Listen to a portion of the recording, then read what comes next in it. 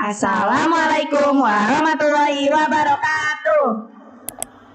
Ahlan wa sahlan, selamat datang di podcast Berdana kami. Kenalkan, namaku Maryam. Nama aku Fatia. Kami dari kelas 11 Madrasah Aliyah Al-Kahfi. Semuanya apa kabar? Semoga selalu dalam lindungan Allah dan diberi kesehatan ya.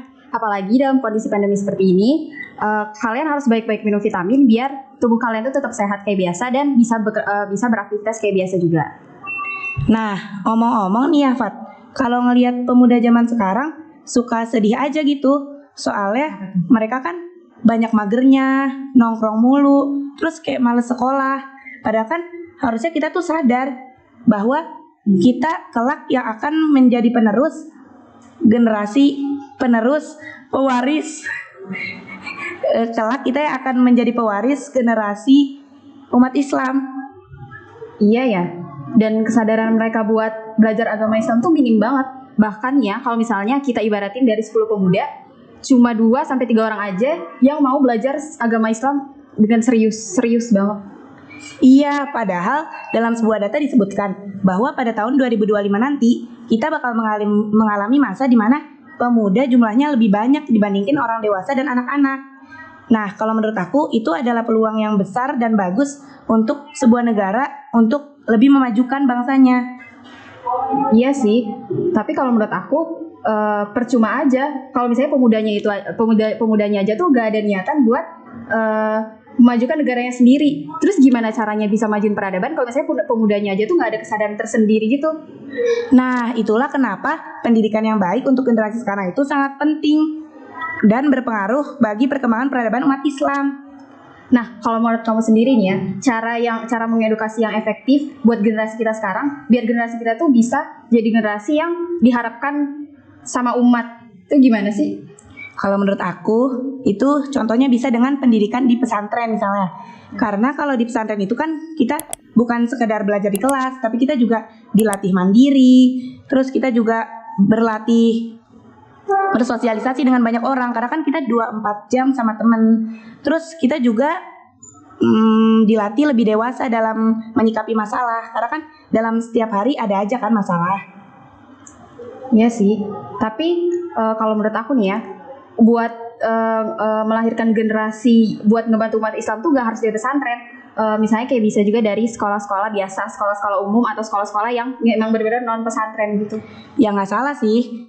Tapi nih ya, generasi muda itu ibarat panah-panah yang terbujur.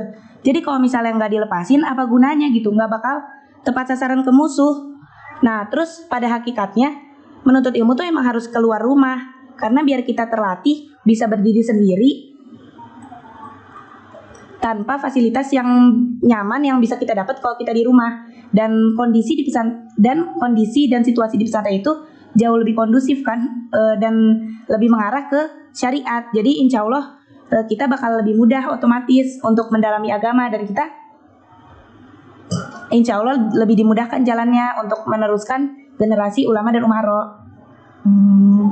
Tapi tunggu, kenapa sih ulama sama umara itu tuh kayaknya penting banget gitu? Kayak apa yang bikin mereka tuh jadi penting dan harus kita punya gitu? Ya iyalah, umara itu kan artinya pemimpin. Seorang muslim itu harus jadi pemimpin bagi umatnya. Karena kalau misalnya bukan kita yang jadi pemimpin, mau siapa lagi? Jangan sampai orang kafir mengambil alih kita. Ya naudzubillah kan. Nah, terus pemimpin muslim yang baik itu harus yang berilmu kayak para ulama. Kalau misalnya kita nggak punya sifat-sifat yang diperlukan untuk menjadi ulama dan umaro, kita nggak bakal bisa berkontribusi untuk umat. Tapi kalau menurut aku, kita tuh gak harus jadi ulama biar kita tuh untuk memajukan peradaban Islam. Kan karena konteks agama itu luas ya, jadi gak selalu tentang Arab, Nahwu atau Sirah, tapi kita tuh mencakup ilmu kedokteran, ilmu politik, itu kan juga termasuk bagian dari agama.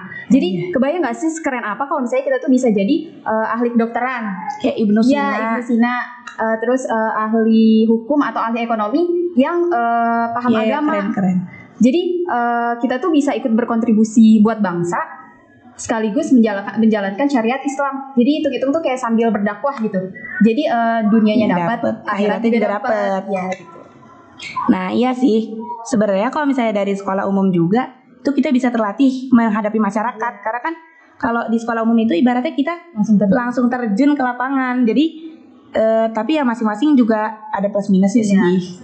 Tapi yang penting mah pendidikan sama lingkungannya aja sih kalau. Bener banget. Soalnya dengan pendidikan yang baik dan lingkungan yang mendukung, kita bisa mewujudkan peradaban Islam untuk menciptakan generasi penerus ulama dan umarok di masa depan kelak. Nah, buat para generasi muda, jangan pernah sia-siakan masa muda kalian, karena 10 tahun lagi tuh kita yang bakal jadi pemimpin, kita yang bakal menentuin Indonesia tuh gimana nanti ke depannya. Semangat terus generasi muda untuk memajukan peradaban Islam jadi lebih baik lagi. Nah kayaknya pembahasan kita udah panjang banget dan takutnya Ngebosen. pada bosen nih. Kayaknya sekian dulu ya. Bentar. Sebelum kita tutup, aku punya satu mahfuzat nih buat yang lagi denger. Apa tuh? Buat